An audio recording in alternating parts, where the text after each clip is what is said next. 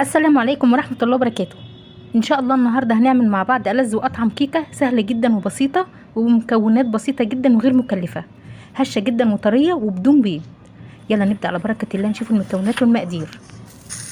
نقول بسم الله الرحمن الرحيم. اللهم صل وسلم وبارك على نبينا محمد صلى الله عليه وسلم. معايا كوباية ونص من المية المغلية، نص كوباية من الزيت، دي كوباية سكر بودر بمقدار 100 جرام سكر. طبعا تقدري تضيفي السكر حبيبات لو انت حابه. هقلب المكونات كلها مع بعضها. هضيف كيس فانيليا. طبعا تقدري هنا، انا بنكه هنا بفانيليا، ممكن حضرتك تنكهي ببشر برتقال لو انت حابه، وممكن تستبدلي الميه المغليه اللي احنا حطيناها بعصير برتقال.